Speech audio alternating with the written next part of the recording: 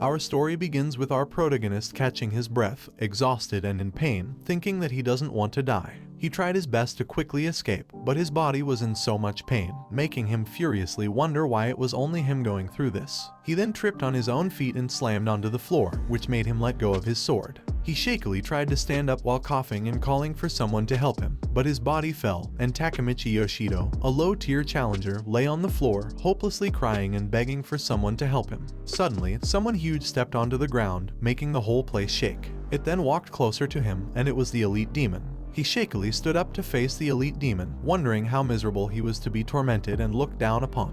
He then furiously asked if it was fun and if they were satisfied now. He then raised his sword and shouted that he would never give up, even if everyone laughed at him or that damned world abandoned him. He then dashes toward the elite demon while shouting that he had no choice but to move forward. But the elite demon just scratched him with its sharp claws even before he could attack it. He was in tears and felt hurt. He was on the ground while the elite demon gathered its power in its palm. He tried to crawl away from the elite demon aiming at him. The elite demon stared at him and attacked him with its power, but the elite demon missed by an inch. When he noticed that the impact affected the floor, he knew that it was bad. Suddenly, the ground shattered, and he raised his hand to the elite demon, swearing that he would definitely become a strong challenger. He then falls crying, screaming on top of his lungs, then the system informs him that he died. Magic Tower, an enigmatic structure beyond human understanding, was the commonly known term for tower-like dungeons that suddenly appeared all over the world. The interior is like a world straight out of a game, with swords, magic skills, and monsters. The magic stones and treasures sleeping in the magic tower are traded at high prices, and those who sought treasures are called challengers. However, challenging the magic tower came with a risk to life. Even though it was like a game, death in the magic tower means death in reality. Yoshito, who had died, slowly opened his eyes and realized that he had died again. He slapped his face, knowing that this wasn't how things should go, while the system showed him that his death had been confirmed and his infinite revival skill had been activated. But the remaining time was 10 seconds. Infinite revival means that no matter how many times they die in the magic tower, it was a skill that could bring them back to life. But he was pissed, realizing that he had been fooled. After he graduated from high school, he lived a life filled with part-time jobs. However, when the magic tower appeared, he believed his life could change if he became a challenger. Every day became a struggle to seize magic stones and treasures. In order to win the competition, he tried to acquire a rare skill that no one else had. The one selling infinite revival was the merchant at the entrance of the magic tower. He withdrew all of his savings and even went into debt to purchase it, obtaining a body that doesn't die. However, as a death penalty, it applies a permanent debuff of 500 DEF. With infinite revival, each time he comes back to life, his abilities are reduced, and he has died 4 times so far. The first time he died, his DEF was reduced by 50. Even though his original stat value was only 53, which brought him to the brink of death with a single blow earlier. The second time, it was a reduction of 70 attack, and the third time, it was a reduction of 250 HP. The negative effect received is random each time, and this time around, his agility was reduced by 60. He laughed, knowing that if it kept getting rebuffed, only 1 point would be left to him. In the magic tower, the body structure changes based on their stats. If agility decreases, the body becomes heavier and eventually they'll become unable to move. Once it happens, they won't be able to continue as a challenger. He ended up burdened with debt and stuck with a completely worthless skill. The system showed him that he would be revived, so he should get ready, but he was getting frustrated. He then woke up and saw himself on the destroyed ground, wondering if he had come back to life. He sits up and notices that his body feels heavy, thinking it is probably because his agility has become 1. He knows that with it, even moving around is going to be tough for him. He then looks around, wondering where that place is and if he was right that he has fallen to a lower floor. He felt something around him, making him wonder what that atmosphere was, because he had never heard of such a place in the lower levels. He then noticed something shining in front of him and was shocked to see that it was a skill stone, and it was golden, which means it was ultra rare. He knows that it can be sold for a high price and it might be possible to repay the debt he took on. He tried to stand up, knowing that it was the only thing he was determined to bring back with him no matter what, and walked slowly to it, noticing that there were no monsters there, making him think that it was easy to win. But then, he stepped on tiles and the wall released a lot of holes. Suddenly, it threw knives that hit him in every part of his body, including his eye, making him shout in pain and die for the 5th time. His infinite revival has been activated, and as his death penalty, a permanent debuff of 65 strength has been applied. He revived again and noticed that the place was a trap. Clenching his teeth, he declared that such a level shouldn't even think it could stop him. However, he noticed that he couldn't move his limbs and his muscle strength was reduced. Leaning on the wall in weakness, he pushed against it, only to realize that it was another trap. Suddenly, a statue dragon emerged from underground, glared at him with its red eyes, and burned him alive. He died for the 6th time, revived once more, and as his death penalty, a permanent debuff of 250 HP was applied. He jumped to the side to avoid the continuous fire coming out of the dragon statue, and rolled to get closer to the rare skill. He was glad to see that he was closer and realized that the reason for the narrow passage's existence was to lure challengers enticed by rare skills and to effectively kill them with traps. He knew that under normal circumstances, no matter how many lives they have, they wouldn't be able to pass through. But he remarked that, unfortunately and surely, he was currently the weakest challenger in that magic tower, but he already had plenty of alternative lives. He then ran toward the rare skill, but then a huge blade fell above him, killing him for the 7th time. His infinite revival activated, and as his death penalty, his magic power was debuffed to 80 and his technical capabilities to 55. A moment later, he wondered how many times he had died because he had no sensation in his entire body, and his vision was also blurry while getting debuffed by 90 vitality and 40 magic resistance as a penalty. Once more, he got pierced by a swarm of spears coming from underground and got debuffed by 60 intelligence, making him feel like his consciousness was about to fade away. However, he managed to grab the rare skill, thinking it was his victory, but he slowly collapsed and the status asking him if he wanted to use the skill stone. A moment later, the system showed him that since there was no response, its automatic usage would be initiated, and he had acquired the skill Inversion. After that, he woke up confused because he felt stronger and his consciousness was clear. He wondered what was going on because he didn't feel the effects of the death penalties that were so harsh before. He then told the system to check his status, and he was shocked to see that the powerful negative effects he had been receiving until now had all turned into positives. The system then showed him that the skill Inversion effect is to reverse all effects, including buffs, debuffs, and status abnormalities. He understood that thanks to that skill, all the debuffs he had received so far had been reversed into positive effects. However, he wondered when he had acquired such a skill. Then he saw the rare skill stone box and realized it was empty, making him wonder if it had been automatically used. He realized that his money was gone. However, he thought it might be a good thing because all the penalties of infinite revival are reversed by Inversion.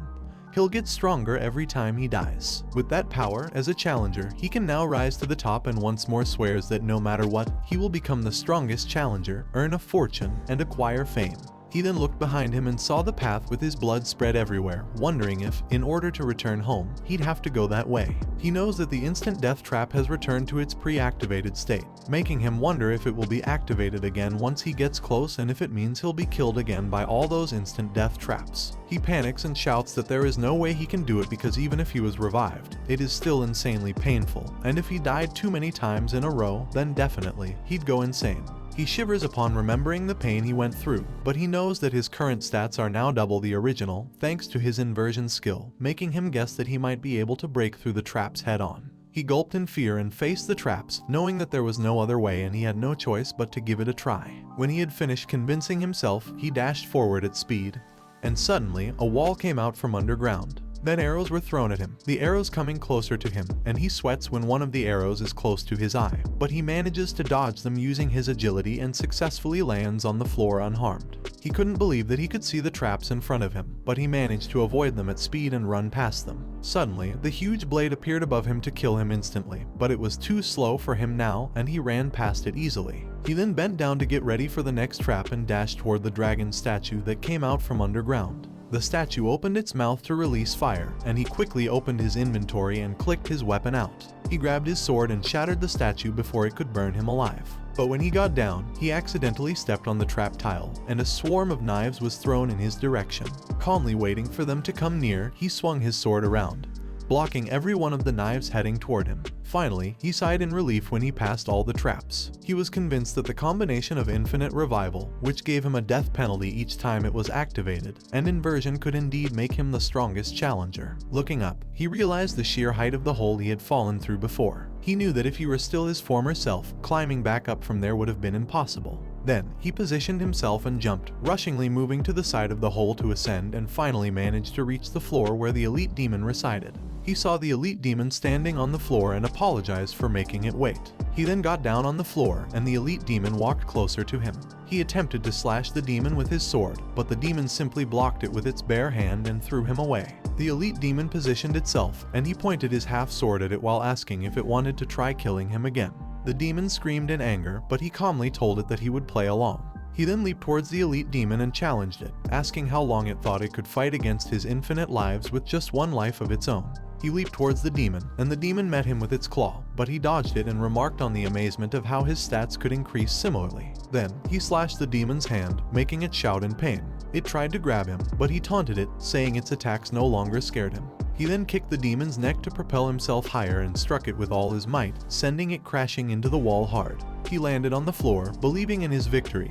But then the demon unleashed a strong power, stunning him. Realizing the danger, he jumped aside to avoid it. The power surged directly towards him, and he saw the demon standing in anger afterward. However, the elite demon was shocked to find that its attack had missed. He mocked the demon, saying it was close, and then mused aloud that it didn't seem like any third-floor monster at all. He knew that the higher they went in the tower, the stronger the monsters became. But he was currently on the 3rd floor, where only weaker monsters should appear. He then dashed towards the elite demon to slash at its head with his sword. But he jumped backward when the demon unfurled its wings and attempted to crush him. Fortunately, he dodged in time and leaped higher, his stats significantly increased thanks to the death penalties. The elite demon soared up to meet him, launching attacks which he continuously blocked, commenting on its unusual strength for this floor and its unfamiliarity. He parried the demon's attacks with his sword, but the demon managed to slam him down to the floor. Still, he stood up and demanded to know what the demon was, receiving only a growl in response. He declared that he didn't expect an answer and taunted the demon, asserting that it was up against an exponentially stronger enemy, so they should settle the conflict once and for all. The elite demon then amassed power in both hands, and he noticed that this time it was using both of its hands. While looking at the demon, he was confused when the demon began to create a sword from its power, and he told the demon it's preparing something more formidable by shaping the power into a weapon, signaling its readiness to go all out. It screamed at him and launched a continuous assault with its newly formed weapon, which he tried desperately to dodge. He fled, cursing, but then the elite demon appeared behind him and struck, forcing him to slam onto the floor to block the attack with his sword, shattering the ground beneath them. He shouted to the elite demon with a grin that it was almost there, but then he noticed something shining beside him and saw the demon channeling power in its other hand.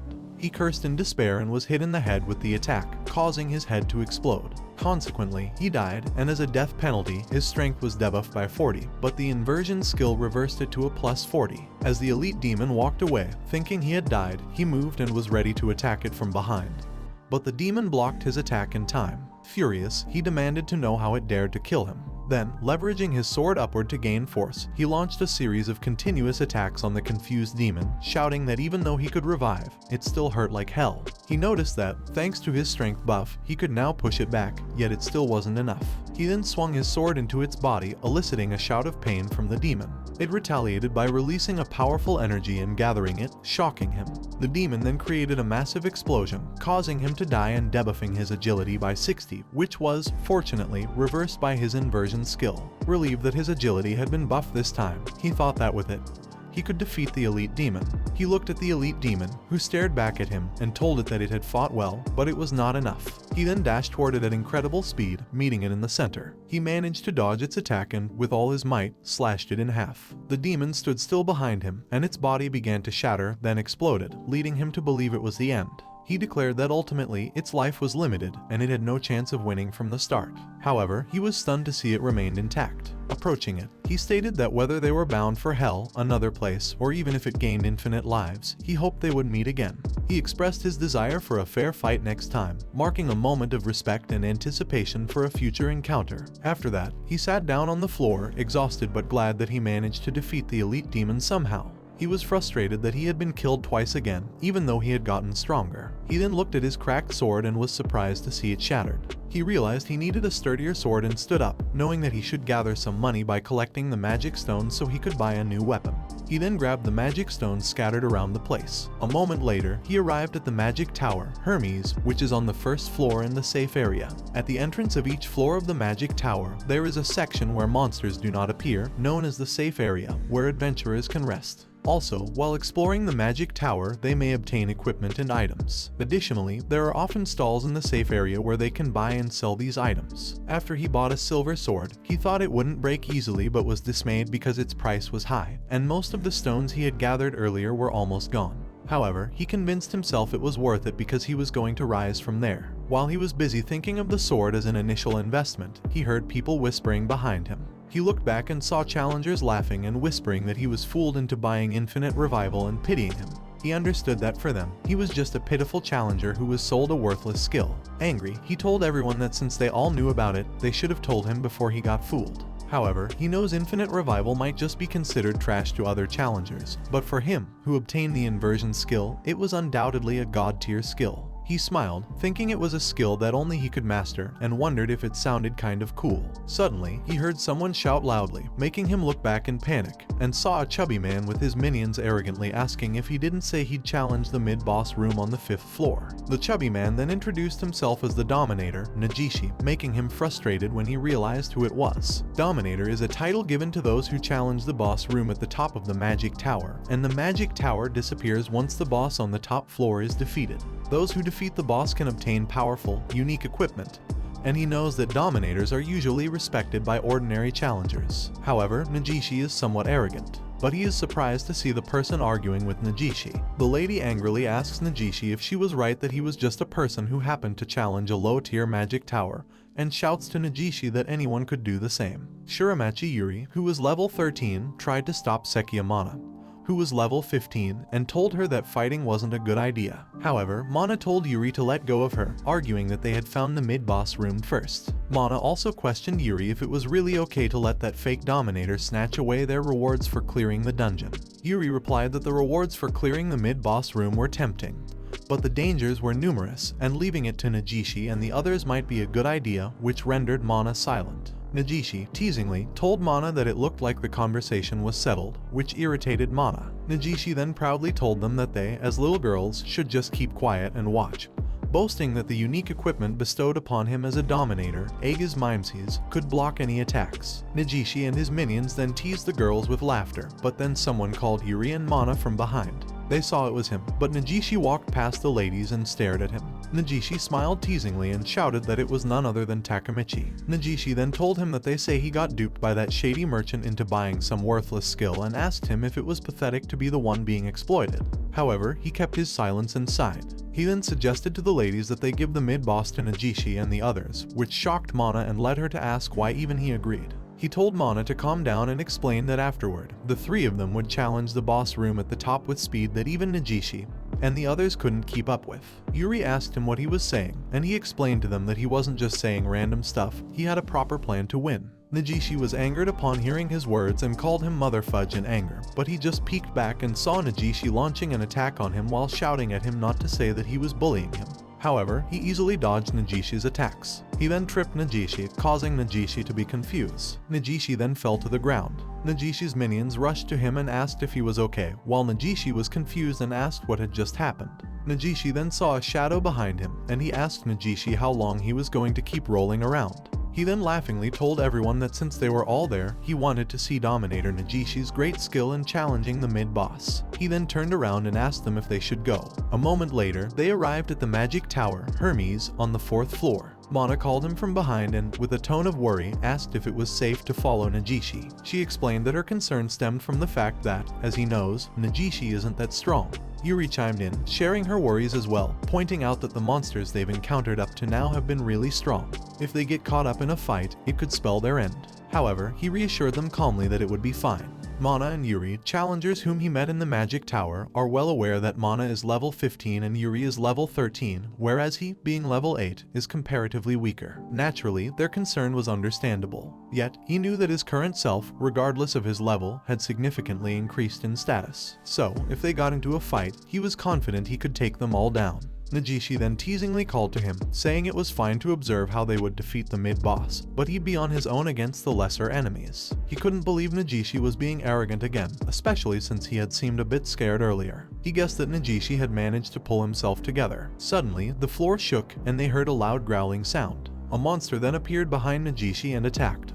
But fortunately, Nagishi blocked the attack with his shield in time. Nagishi tried to attack the monster, but it jumped away in time and landed a distance away from Nagishi. The lizard man then stood up and growled angrily at them. Nagishi, undaunted, smiled, thinking that a single lizard man should be easy to handle. However, he warned Nagishi to wait, sensing that something was wrong. Suddenly, a swarm of eyes emerged from above them, and lizard men jumped down, surrounding them. Nagishi shouted in confusion, wondering why there were so many lizard men. Then, a differently colored monster emerged from the darkness and walked toward them, while the lizard men bowed to it. It was the lizard commander, a superior species of lizard man, commanding the swarm. The lizard commander teasingly pointed its weapon at them, and the lizard men jumped at them to attack. Initially surprised, he then smiled excitedly. Mana shouts to Yuri that they should protect him, to which Yuri agrees. The two ladies then position themselves at his back and front to protect him. He shouts back, assuring them that it's okay and he can fight too, but Mana insists he not act tough in a situation like this. He looks at Mana, confused, and she explains that those opponents are completely out of his league, which frustrates him.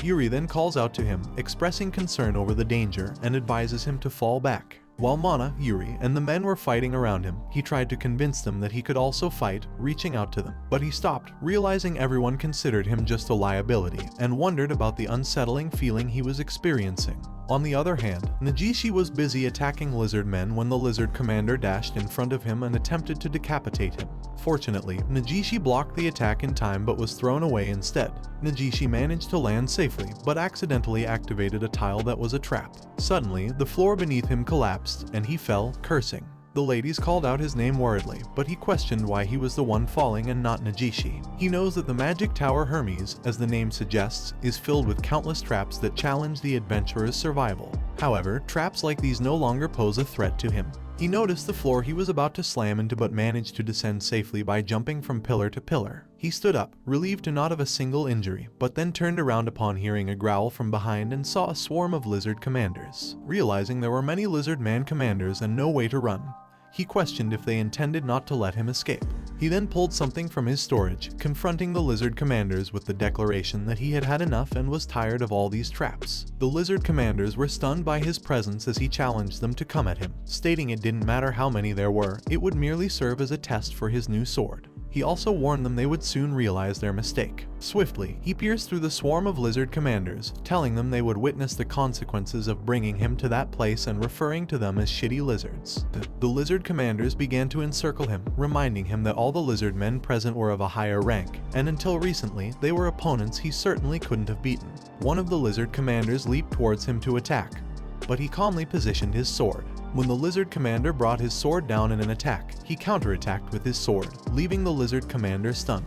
He then swung his sword back and sliced the lizard commander in half while proclaiming that he could now defeat them. Two more lizard commanders jumped above him to strike him down, but he rolled in the air to dodge their attacks. When the two lizard commanders faced each other, he beheaded them with a single swipe of his sword while landing. Catching his breath, he sternly questioned the remaining lizard commanders about their hesitation, mocking them to try and kill him if they could, which only angered them further. However, he charged towards them and easily dispatched them with his sword. He realized that he could properly engage with that number of opponents and that he was no longer the person who needed protection.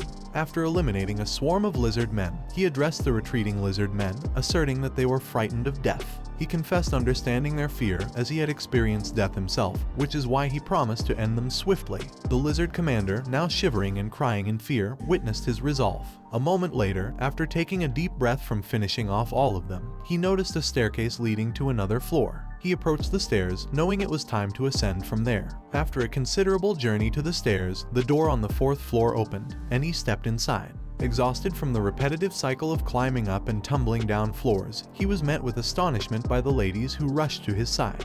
Yuri, with evident concern, approached him to check for any injuries, her inspection revealing none, which made her sigh in relief. She expressed her relief in her desire to have been of assistance, lamenting her inability to find any paths leading downward. Mana, equally concerned, questioned the plausibility of his solo journey, inquiring if he had encountered any monster attacks along the way. Surprised by their reaction, he reassured them that there were no issues, concealing the fact that he had slain a swarm of lizard man commanders on another floor. Curious about the fate of Nagishi and the others, he inquired after them. Yuri hesitated, but Mana disclosed that after his descent into the hole, she managed to fend off a group of lizard men. Meanwhile, Negishi, presuming him dead, hastened towards the boss room. Mana expressed her irritation, noting the irony that Negishi, the trigger of the trap, remained unscathed while he suffered the fall. He, however, urged her not to dwell in anger, reminding her that Negishi's behavior was typical. Turning to Mana and Yuri with earnest gratitude for their concern, he elicited a puzzled yet warm smile from both ladies. With a bashful demeanor, he suggested they expedite their pursuit, hinting at the possibility of catching up with Negishi and the others. However, his urgency turned to shock upon noticing a lizard man lurking behind the ladies, prompting speculation about its association with the creatures Negishi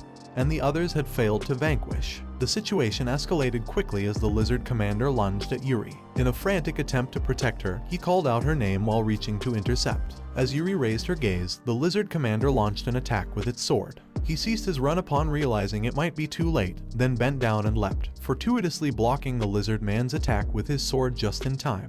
Yuri, taken aback by his sudden appearance, watched as Mana engaged the lizard commander, insisting they leave it to her. She then slashed the lizard commander's chest with her dagger and looked back, warning him of the danger, but he merely sighed, sheathing his sword back into his inventory. Yuri awkwardly approached him, expressing her gratitude for the rescue. He shyly acknowledged that he was glad to have arrived in time. Amidst their awkward conversation, Mana, observing them with a smile, inquired how he managed to counter the attack.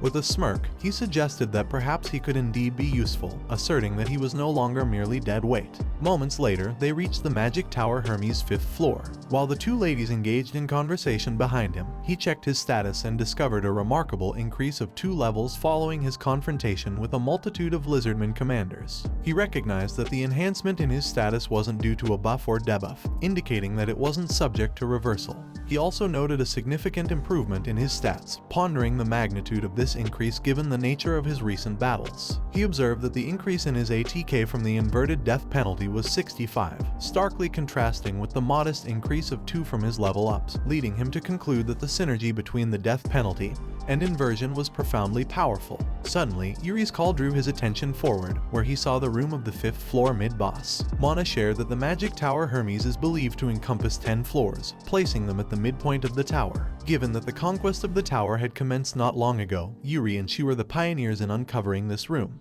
However, upon returning to the 1st floor to strategize for the battle, they found themselves ensnared by Negishi. Mana shouted in anger, exclaiming that just thinking about the situation infuriated her. Yuri attempted to pacify Mana once more, and he informed them that Negishi and his group should be just ahead. He pushed the door open, imparting that no amount of preparation or strategy could fully anticipate a mid-boss's challenge, underlining the seriousness required. As he stepped inside, a man was suddenly thrown into the air, unnoticed by him until it was too late. The man crashed against the wall with a hard slam but, fortunately, remained alive. Turning his attention forward, Negishi noticed their arrival. He acknowledged his survival and directed attention to the mid-boss guarding the room. The Orc Lord, enraged, leaped towards Negishi and attacked. He called out to Negishi with concern, but Negishi dismissively assured him that he required no concern from his likes. As the Orc Lord brought down its axe, Negishi blocked the strike with his shield, boasting that an attack of such caliber couldn't penetrate his Aegis Mimesis. Negishi managed to repel the Orc Lord's axe, causing the creature to kneel from imbalance. Negishi explained that the group battle with the lizardmen caught him off guard with a surprise attack, but in a one-on-one confrontation, he had no intention of losing. Negishi then cautioned him not to look away, promising to demonstrate that he was on a completely different level compared to small fry like him. Yuri approached the man who had been thrown to inquire if he was okay, to which he replied that, somehow, he was. The man then marveled at Negishi's prowess, noting that despite being sent flying by just one attack, Negishi stood unflinching. The Orc Lord swung its axe at Negishi, who merely used his shield to block the attack. Negishi remained steadfast, his footing pierced into the floor from the force of the Orc Lord's blow, yet he teased the creature with a smile, provoking it into a furious scream. The Orc Lord then lifted its axe, gathering force for a series of powerful, directional swings at Negishi. Exhausted and catching its breath, the Orc Lord was taken aback when Negishi mocked the true power of a mid-boss, teasingly questioning if a creature like it posed any real challenge. As the Orc Lord persisted in its futile attempts to strike Negishi, he, observing from a distance, speculated on the shield's origin, presumably a reward from a boss within the Magic Tower and its unique power. He acknowledged that Negishi's personal stats might not be exceptional, but the shield enabled Negishi to fend off the mid-boss's attacks effortlessly. With another attack from the Orc Lord, Nagishi nonchalantly remarked on the simplicity of its tactics. He then used his shield to push the Orc Lord back, signaling his minions to engage. They swiftly attacked the Orc Lord's flanks, causing it significant pain.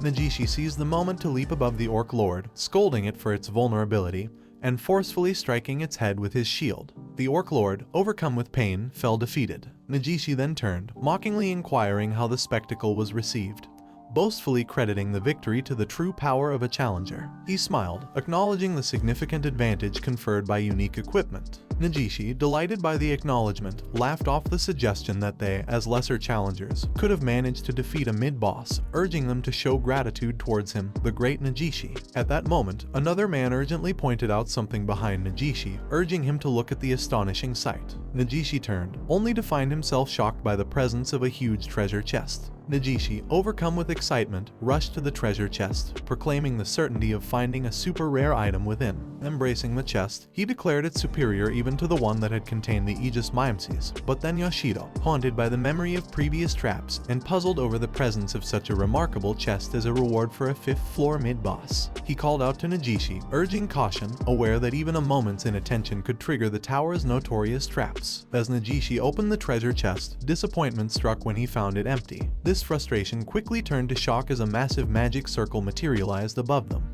He shielded his face, eyes reflexively shutting as a bright light enveloped them. In mere seconds, they found themselves teleported elsewhere within the tower. Upon regaining his bearings, he queried their new location. Mana and Yuri, equally alarmed, confirmed they were no longer in the mid-boss room. Nagishi's shout of disbelief echoed through the space, prompting him to call out Nagishi's name in confusion. Nagishi, stricken with horror, revealed he had felt this ominous atmosphere only once before. Asked to specify their whereabouts, Nagishi disclosed they were on the magic tower's top floor. As a purple magic power circle formed in front of them, a man of imposing stature appeared seated upon a throne, signaling to everyone, as Nagishi pointed out, that they had inadvertently entered the boss room. The boss then opens its eyes and unleashes a scream, causing the room to shake uncontrollably. He couldn't believe they were actually in the boss room, but then a system pop-up appeared in front of them, warning that they were in the Magic Tower Hermes, top floor, and that forced teleportation to the boss room was confirmed. Upon reading the system message, he realized that the boss in front of them was the master of the Magic Tower, the Ogre Emperor. Suddenly, the Emperor dashed towards them, appearing above at incredible speed. He swung down his sword, breaking the floor in the process, but fortunately, they all dodged in time. He realized that the Ogre Emperor was on a different level than any enemy he had faced before and, except for him, their stats weren't enough, which meant they couldn't fight the Ogre Emperor head-on. He shouted to them to get back and that he would handle it, but Nagishi shouted back at him not to spew nonsense and to stay quiet, or else he would get himself killed. He was going to explain that even if he died, he would be revived, but before he could explain, Nagishi dashed towards the Emperor while shouting to his men to attack. The man swung his sword and hit the Emperor's feet, and the other men also struck the Emperor. The man was confident that their attack was a sure hit, but the Emperor didn't even get scratched by it and raised his sharp claws to attack back. But then, Nagishi shoutingly ran towards him and shouted not to underestimate him, the Dominator, Nagishi. However, when the Emperor swung his claws down at Nagishi, he was slashed, his shield shattering into pieces, leaving everyone stunned in horror and shock. Yoshito was also stunned, recalling Nagishi's assurance that his Aegis Mimoses could defend against any type of attack. However, the system displayed a message to everyone stating that due to insufficient stats, the ability of Aegis Mimoses could not be activated. This left him staring in disbelief at the lifeless Nagishi on the ground, pondering the system's message. The man rushed to Nagishi in worry, but Yoshito urged them to get away from there. Confused, he hesitated, and it was too late. The Emperor bisected him with a swift slash of his sword, killing him instantly. He clenched his trembling hand and bit his lip in anger, facing the Ogre Emperor with determination. As the Emperor advanced towards them, Mana and Yuri, paralyzed with horror, insisted that they should flee. Mana glanced towards the door, shouting that they could still run, only to be shocked to find that the door was sealed with magic, blocking their escape. Yuri, tears streaming down her face in fear, asked if they were going to die there as well, as the Emperor pulled his sword back, gathering force for another strike. He aimed it down at Yuri, who was too petrified to move. Accepting her fate, she closed her eyes. Suddenly, someone dashed in front of her, blocking the Emperor's attack with his sword, leaving the ladies utterly stunned. He declared that he wouldn't let anyone else die from that point on, swearing to make it happen, even at the cost of his own life. The Emperor tried to attack him once again, but he managed to jump away to avoid it. He then leaped and slashed at the Emperor's chest, but noticed his attack was shallow. The Emperor countered with incredible speed, appearing above him and shocking him. It then swung its sword down, shattering the floor, but fortunately, he managed to dodge in time. He ran back towards the Emperor at full speed and attempted to strike its head, but the Emperor blocked his attack. Yuri asked Mana what was happening, and Mana could hardly believe that Yoshito was fighting the boss one-on-one. Despite being enhanced by the death penalty, he was still being pushed back by the Emperor, a testament to the boss's strength. Realizing he lacked the necessary stats to defeat the Emperor, he decided to focus on depleting the Emperor's stamina first. He taunted the Emperor, declaring he would kill it after dying a few times himself. After a swift dash, they engaged in a fierce one-on-one battle, during which Yoshito managed to strike the Emperor's head repeatedly, provoking its anger. The Emperor retaliated, and Yoshito, recognizing his limit, allowed the Emperor to kill him with its claws. Before his body hit the ground, he saw Yuri, stunned and horrified, scream as the system announced his death. As a death penalty, a permanent debuff of 55 agility was applied, which, due to his inversion skill, became a bonus of plus 55 agility. He reassured Yuri, telling her it was all good because he would continue to revive until the Emperor was defeated. Lana mentioned the infinite revival, but Yuri pointed out that using it triggered significant negative effects, leaving them wondering how he could still fight. After being killed by the Emperor again, his res increased by 20, and after another death, his HP increased by 320. However, he knew these stats were not what he needed. He then fervently wished for a stat increase that could deal fatal damage to enemies. Waiting for the Emperor's attack, it killed him instantly. He opened his eyes quickly, sitting up from his prone position. Catching his breath, he looked at his hand and then placed it on his face, expecting the excruciating pain of death to drive him mad. However, he smiled, realizing his desired stat had increased. His attack had increased by 140. Delighted by the significant increase, he noticed another system update, indicating that he had unlocked the ability to specify a respawn point due to reaching a certain level of proficiency with the infinite revival skill. Curious, he accessed the system for a more detailed explanation. Understanding its utility, he grinned, recognizing how useful it would be. He then stood up, ready to be revived once more. He spawned back to life, prepared for the next phase of the battle. While being spawned, he guesses the new feature is probably to prevent him from getting stuck. If he were unable to respawn anywhere other than exactly where he had died, there would be a large number of cases where he would just die again. But if he were able to choose his respawn point, he should be able to escape a death loop. He then walks to the side of the Emperor, knowing that if it was on the battlefield, just like it could be used to get to his opponent's blind spot. He stops behind the Emperor's back, bends down ready to be revived, and jumps behind the Emperor while shouting that this time, it's his turn to kill the Emperor. He then hits the Emperor with his sword from behind, making it shout in pain. Mana shouts in disbelief that he moved to the back in just a moment, making him confused and wonder if that was how it seemed to them.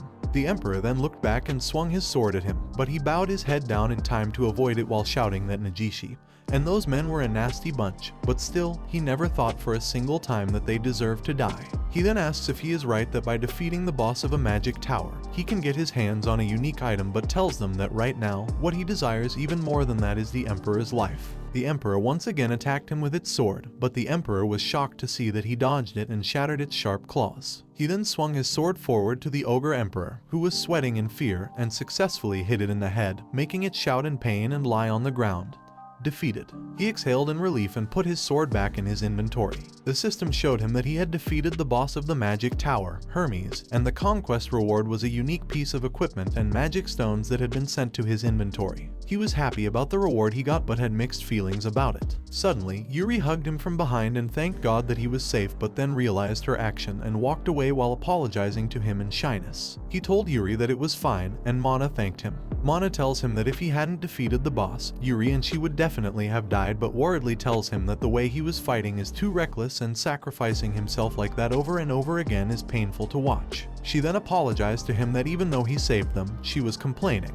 He patted her head and told her not to worry about it. He then apologized to her for making her watch him die so many times and tells them that even if he failed over and over again, he would always come back. That said, he then shouts that it was really fucking hurt seriously, and remembers that he has said the same thing somewhere before. Mana stutteringly replies that he was right, tears welling up in her eyes. He then catches his breath and tells them that, as much as possible, he'll do his best not to die. The ladies exchange smiles and both agree with him. Suddenly, their conversation is interrupted when the tower shakes, and then the system notifies them that the boss of the magic tower, Hermes, has been defeated, so the Hermes tower will disappear in 10 seconds, and they will be forcefully relocated. Yuri remembers that after defeating the boss, magic towers disappear. He waves them goodbye and tells them that they should meet again outside. He then looks back at the dead men on the floor and tells them that he won't forget them. He bids them goodbye. On the other hand, from outside, the Hermes tower shook and slowly disappeared until it was gone, as if it never existed. Meanwhile, in some office, a lady asks if the Hermes tower was conquered even though it wasn't supposed to be even half complete yet. A man hands a tablet to the lady and tells her that it was as she said. However, the disappearance of Hermes has been confirmed to be true, and a detailed report on the matter should be arriving soon. The lady puts the tablet down on the table and asks the man if she was right to think it's become somewhat amusing. Before that, on the street, Yoshito woke up and stood up while the people around him were shocked to see that the magic tower Hermes was disappearing. He stared at the tower slowly disappearing in front of everyone, looked at his palm, closed it, and raised it while shouting confidently that he conquered it. He excitedly smiled, but his smile faded away in an instant. He then heard someone asking if the boss of Hermes was really defeated even though it wasn't even supposed to have been explored to the 5th floor yet, and if some strong individual took down the boss while he carefully listened to them. He wants to shout that the one who defeated the boss was him, but he knows he would have been happy to announce it like that if there hadn't been any casualties. He stands up thinking that conquering a magic tower for the first time has really increased his self-confidence. He then tells himself that they should not get too carried away. He peeks back at the people who are in shock and decides to keep it a secret that he is the one who defeated the boss for now because he would stand out too much. He then silently walked away, deciding to quietly get out of there, but then Mana and Yuri noticed him and shouted his name, making him look back in shock. Mana excitedly asked him what kind of unique equipment the one he got from defeating the boss was, making him call Mana an idiot. Upon hearing Mana's words, the challengers stare at him, and they all know that he was definitely the one who got sold by that garbage skill, Infinite Revival, but he was now the dominator of Hermes. Later, he grabbed a drink from a vending machine in some alley, opened it, and was glad that they had finally got away. He remembered the challengers asking him how he defeated the boss, what kind of weapon he used, and asking him to join them while others were clearly annoyed with him. Mana apologized to him and admitted that she had been careless. Yuri told him that taking down the boss of the magic tower and becoming the dominator of Hermes naturally made him the center of attention. He couldn't believe he was a dominator now and told them it felt strange because, not long ago, he was just a weakling challenger, but it seemed that buying the skill stone for Infinite Revival wasn't a mistake after all. Yuri realized something when she heard about Infinite Revival and asked him if it was true that there is a negative effect from dying and how he managed to use it so well. He scratched his head, unsure of what to answer, and wondered how he could even begin to explain about inversion and where he should even start. Yuri told him she wasn't trying to corner him and was just curious about it, so if it was difficult, he didn't need to answer. He agreed and drank his cola, but he knew it wasn't really that big of a deal to explain it to them.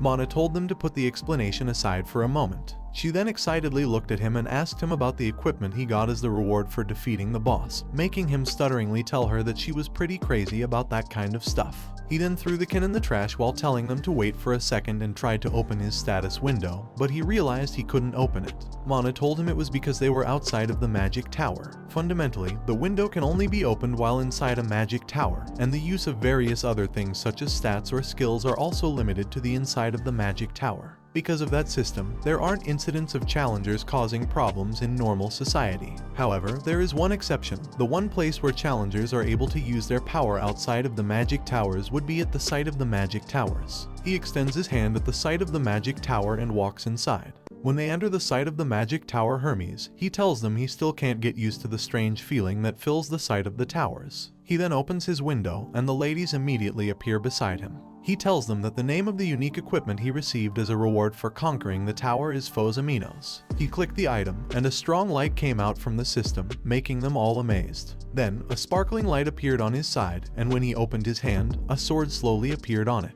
He then holds Aminos, which is a unique weapon. The ladies were amazed to see the reward for clearing the Tower of Hermes and stared at his Aminos for a few minutes. He swung it around, telling them it was quite lightweight and easy to use, making him look forward to the next magic tower conquest. Lana noticed Yuri thinking and hesitating on her side, smiling softly, understanding her feelings, and having an idea. Mana then walked closer to him and asked how about they form a party together from the beginning next time, shocking Yuri. Yuri then raised her hand and shouted that she wanted to join them too.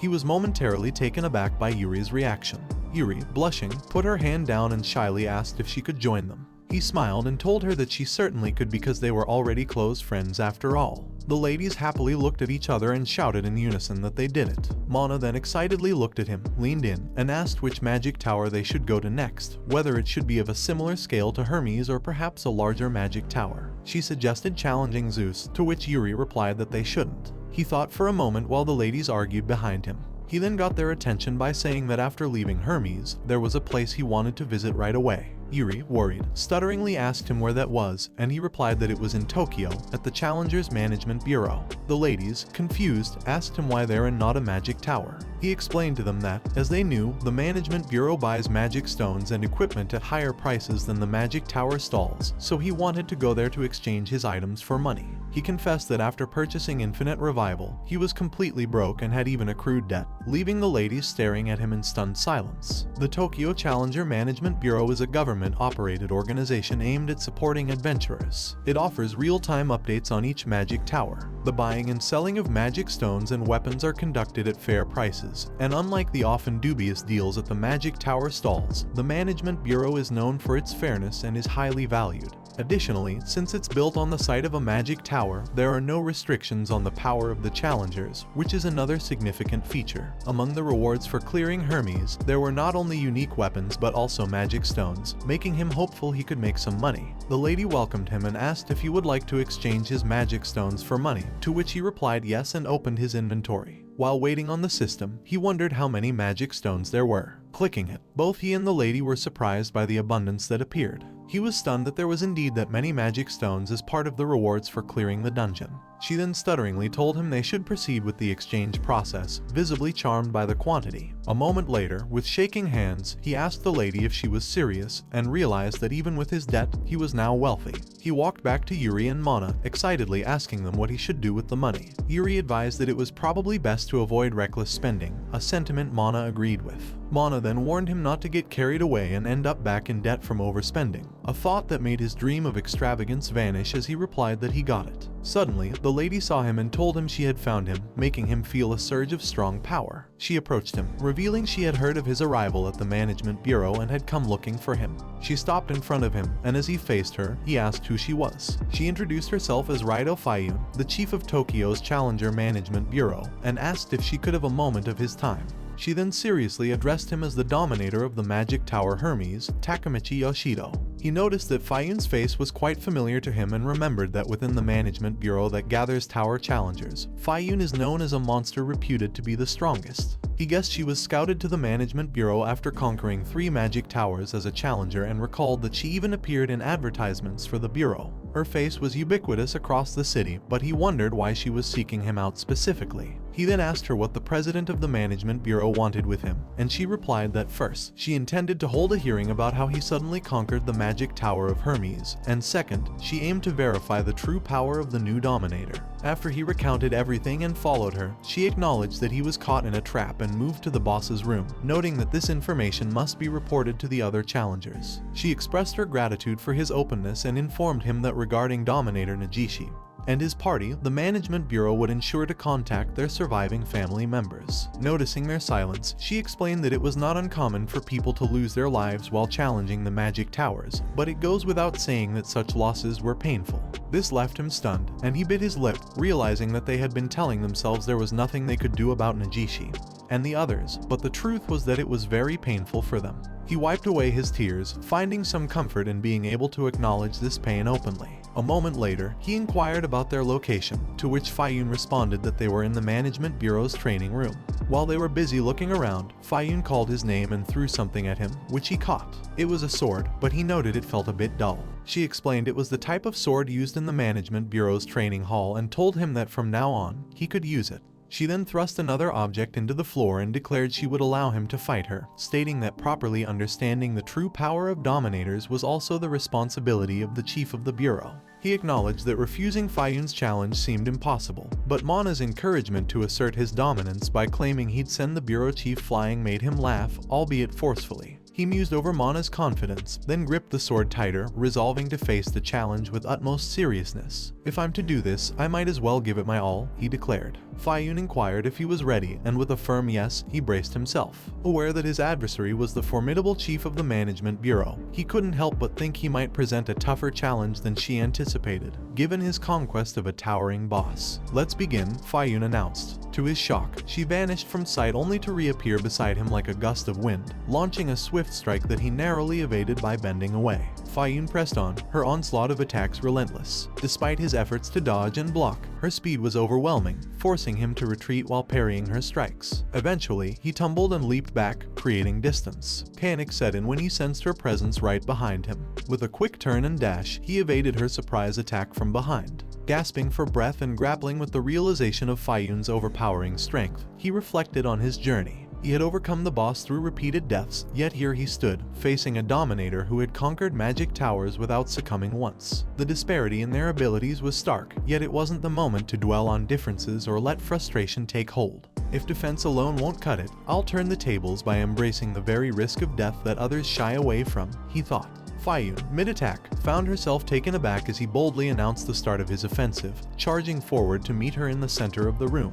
She slowed down upon seeing it and tightly grasped her sword. When he noticed this, he lifted his sword backward to gain force and swung it down at her while shouting that he was faster now. However, she dodged it easily and positioned herself for an attack. He couldn't believe it and was thrown back by her attack, growling in pain. She told him it was unexpected. Landing on the floor, he retorted that against a regular monster or person, she would be able to evade her opponent's attacks with no problem, and he launched another attack at her. She effortlessly blocked his attack and counterattacked, which he avoided, telling her that just now, if she hadn't hesitated, it would have been a one-sided fight. She rolled her sword in her hand and swung at him, but he jumped away, landing at a distance from her. He told her that she thought he was defenseless and hesitated for a moment to attack him with her sword. But he didn't think it was just her being kind to him because he was acting in a way she didn't understand. So, he thought her hand simply froze out of instinct. However, he also took a chance, and the reason is that he has infinite revival. He then dashed toward her, apologizing for playing unfairly. She blocked his sword, and he explained that without doing so, there was no way an ordinary person could win against her. She pushed him away when she retracted her sword and dodged his attack, remembering that she had received a report on infinite revival and that Yoshito could return from death endlessly, moving forward without fear of death. She appeared closer to him, pondering that Yoshito's skill was a fearsome ability. She then struck Yoshito with the sword handle in the face, sending him flying, and warned him it wouldn't happen a second time. He cursedly said that it hurt, but then he stared at her, and she was shocked when he managed to point his sword close to her chest. He then told her that compared to dying, her attack didn't hurt at all. She stared at him seriously for a moment and smiled. She then turned around and told him she understood his power now and would acknowledge her loss this time. But she stopped talking when he collapsed to the floor. She bent down closer to him in confusion, and he shakily told her he didn't care who won or lost, but he needed medical treatment. He then passed out, and his soul emerged from his body, causing Yuri and Mana to rush to him, worried. In a panic, Mana urged Yuri to quickly push his soul back, which Yuri did in an attempt to save him. A moment later, he awoke and realized he had almost died. Fayun reminded him that he hadn't actually died, which made him exclaim to her that that wasn't the point. He took a deep breath to calm himself and told her that since they had fought, it should be settled, and he asked if he could now return. However, she replied no, telling him that they still needed to have an important conversation. He asked what she meant by that, and she explained that, as the chief of the Management Bureau, she had verified his true power exceeded that of an average member. Because of this, she wished to extend a special request to him. Yuri inquired about the nature of a special request from the chief of the Bureau, and Mana added that it was the one rumored to offer an absolutely amazing reward. Fayun informed him that the reward could be given in cash, believing it to be an amount that would fully satisfy him.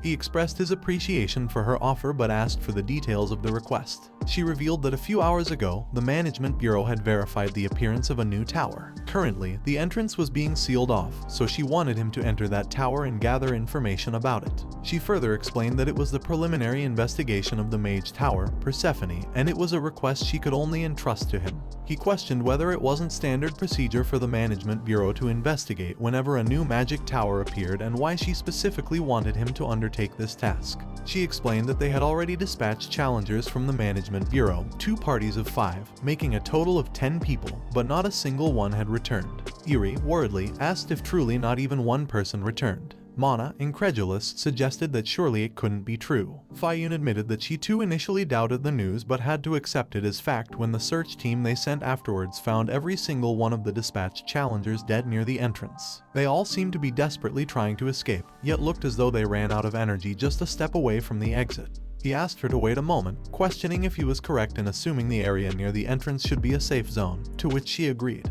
He pointed out that monsters shouldn't appear in a safe area and questioned why they would die there. She responded that the bodies of the challengers bore no wounds from monster attacks, leaving the cause of death uncertain.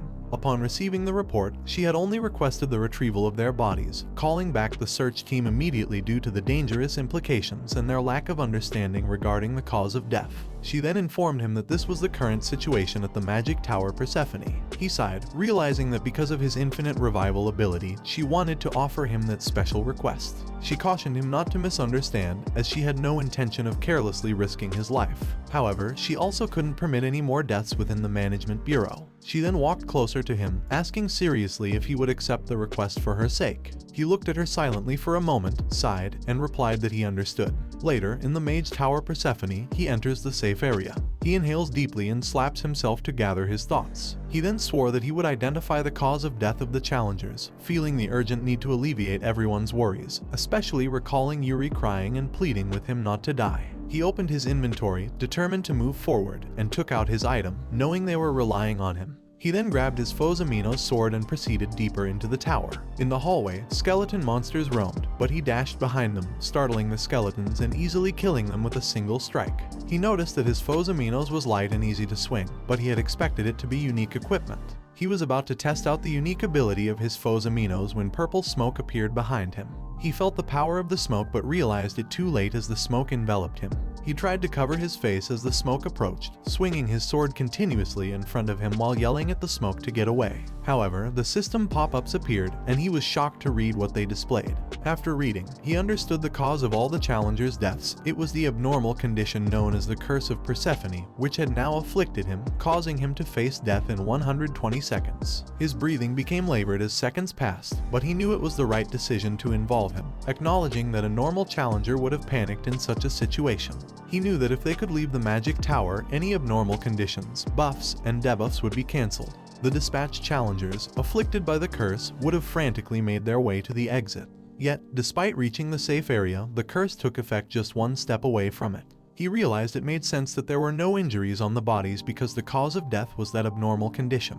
He was surprised when the purple smoke rose in front of him, but it then slowly drifted to the side and hurried away, leaving him alone. Realizing that after transferring the curse onto him, it had completed its task, he became infuriated and yelled at it not to underestimate him. It goes without saying that against his infinite revival ability, the curse's effects would be inverted. The curse then reversed, fully restoring his condition. Smiling, he thanked the curse and chased after it, shouting that because of the curse, his body was in perfect condition. He looked in the direction where the cursed smoke had retreated, wondering if he should give chase. Upon reaching the entrance of the room surrounded by the cursed smoke, he realized that normal challengers wouldn't stand a chance against the tower. He walked into the room, noticing the fog thickening, and was shocked to see a huge pot of purple water in the center. He deduced that it must be the source of the cursed smoke. Suddenly, a sharp magic ball was thrown at him, but he narrowly avoided it by turning his head to the side just in time. When it hit the wall, it exploded, and then a monster emerged from the pod. It was the cursed spring gatekeeper, which threw numerous magic balls at him. He easily dodged them while retrieving his foe's aminos from his inventory. It shook in anger upon seeing him avoid its attack and screamed in anger. Thick smoke then rose up from the pod, shocking him. It hurled the cursed smoke at him and clapped its 4 hands in excitement, eager to see him suffer. He understood that it controlled the cursed smoke and its killing intent was literally overflowing due to its overlapping curses. Suddenly, a skeleton appeared behind him, ready to slash him, but he turned around and cut the skeleton in half just in time. He then noticed that the cursed spring gatekeeper had called for more monsters. Skeletons rushed at him from all sides, and he tried his best to block them and fend them off on his own. But one skeleton found an opening and slashed him from behind. He fell to the ground, hurt, and collapsed in his own blood. The cursed spring gatekeeper laughed happily upon seeing him apparently dead, but he, smiling, asked it if it could afford to be so relaxed. Then, his inversion reversed all of his curses, fully restoring his condition. He then rose again and eliminated all of the skeletons in his way at speed, taunting the cursed spring gatekeeper by asking if it wasn't too bad and telling it that the magic tower's curse was nothing but the highest quality recovery medicine for him. He then slashed the cursed spring gatekeeper to pieces with his foe's aminos. Afterwards, he heard the water in the pod change, and when he looked down, he noticed that the spring's curse had disappeared. Well guys, that's the end of the video. If you like this video, comment part 2 in the comments section. Also subscribe to the channel, hit the bell and like the video. Thank you for watching and see you next time again.